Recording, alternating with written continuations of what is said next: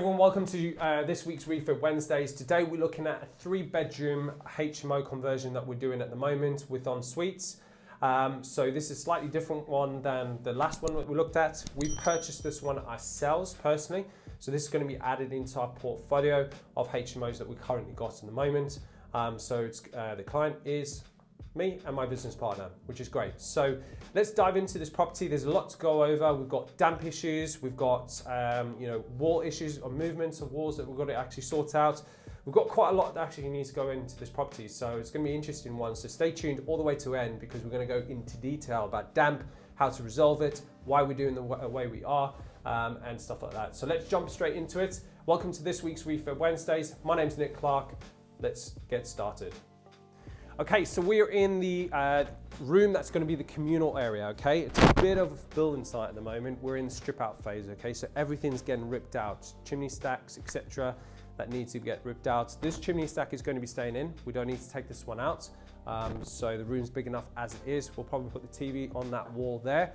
But there's quite a lot that is going on here. So what you'll notice we're taking the brick off on the wall here. Taking, all the plaster back to brick, up to 1.5 meters high.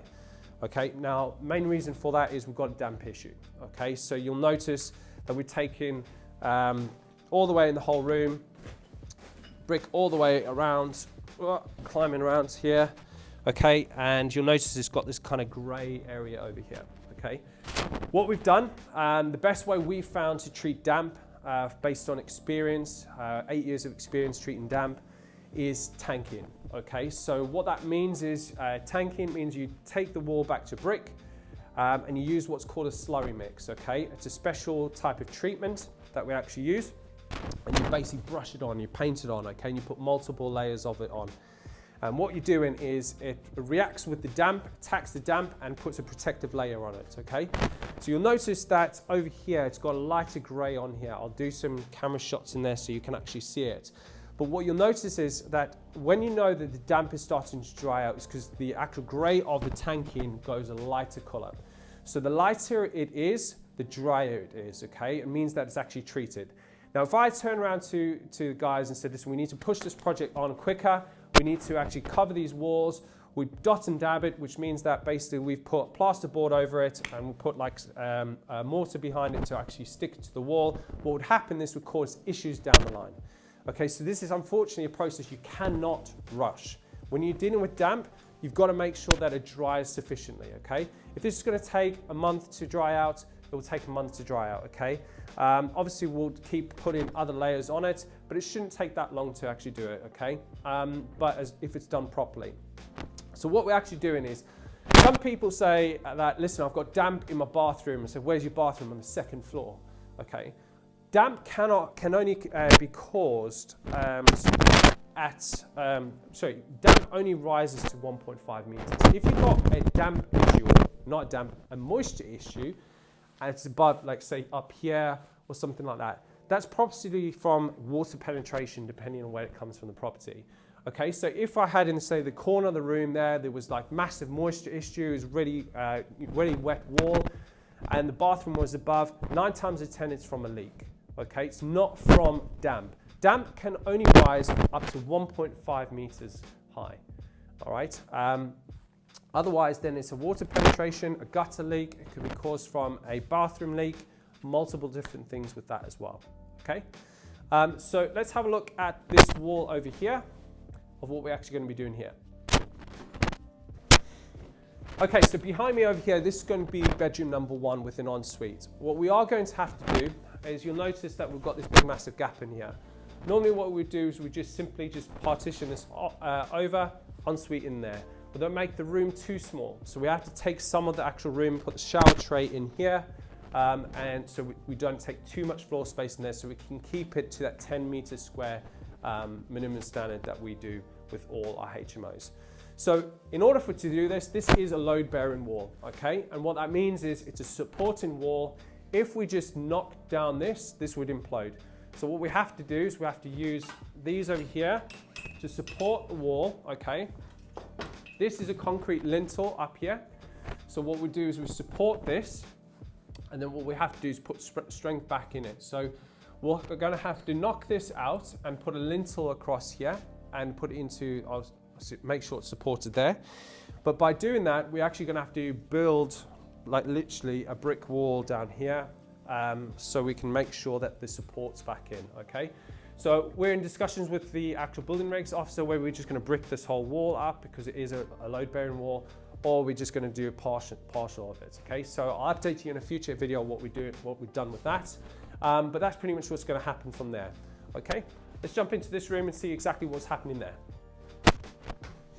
Okay, so I'm in the room. This was the original bathroom that was in here. We're going to keep this as a bathroom, okay? This is going to be an off suite to one of the bedrooms. When we have got a room that's too small and we can't use it, we kind of discussed, should we put an ensuite in the other bedroom and maybe just leave this as an extra room that somebody could use. It's kind of like we might as well, the structures here, we might as well use it. The communal area is going to be big enough as it is. The kitchen is going to be big enough as it is as well. So we don't really need an extra space in here. This, if we had to put it in, use as a bedroom, then we've got an issue where we haven't got a bathroom for it to put. So effectively what we do is we just use this as a bathroom. They'll have, that bedroom will have a key to use this bathroom. It'll be a nice sized bathroom, and obviously they can use it and have a key and use it for their own discretion. So that's pretty much it from here. We've stripped everything out in here, so it's nice. Back to the original plaster. We replaster all our properties anyway, so I'm not particularly bothered whether there's bits missing in that. They'll get filled in and you won't even notice at the end. Let's jump into the other bedrooms so we can have a look at what's going on there.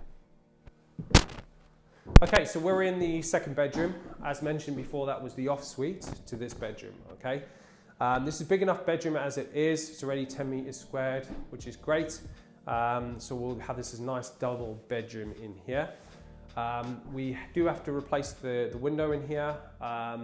We don't have to do a fire exit window because we actually, the main fire zone is the kitchen. That's secured off, so we don't have to worry about that.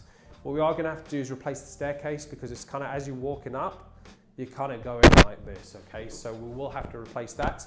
But this, as it is, it's going to be pretty much just everything back to plaster, which we have done. And then what we'll have to do is obviously get all the new skirting boards, replaster in here, and obviously we've got full rewire going in with all the bedrooms as well. Let's jump into that room because there's a lot more going on there.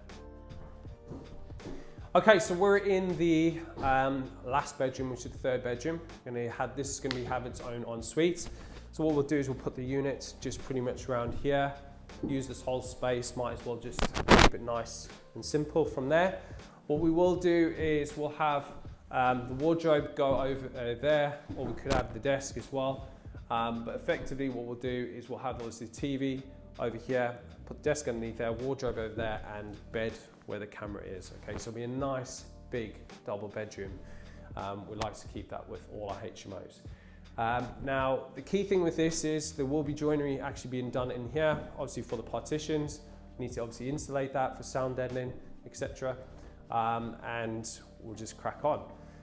If you guys actually want to get involved with UK property, whether that is that you want to get involved, you don't have the time to actually do it, but you do want to get building a property portfolio and get your money working in UK property, then what I recommend is definitely head to our website, jenicproperty.com. You can book in a free call with one of our team there, okay? And what we'll do is we'll just have a quick strategy call to see what your long-term, short-term goals are and how we can help you moving forward, okay? And we can then start on the process where we can, get you ready to get started with property, we can get you into property, and then we can take care of the whole process for you, okay? If you'd like to find out a little bit more from that, there's information on our website. Otherwise, you can go to the website, book a free call, head to our Instagram, Facebook, or LinkedIn. It's Property with Nic Clark, and you can see any progress that we've got going on at the moment. Please don't forget to subscribe to our channel, like this video, give us a thumbs up. Any questions you do have, what I'd like to do is I'd like to put out some more content out here. So, leave some comments down below, send us a message. What content would you like to see? We've got a lot of projects going on, and I'd like to share what we have got going on and answering questions that we do have. Do stuff like we have done with the damp previously before, because that's definitely useful for a lot of people. Otherwise, thanks very much for watching. My name's Nic Clark from Jenic Property. Please make sure that you book your free call with jenicproperty.com, and I shall see you on next week's Refurb Wednesdays at 6 p.m.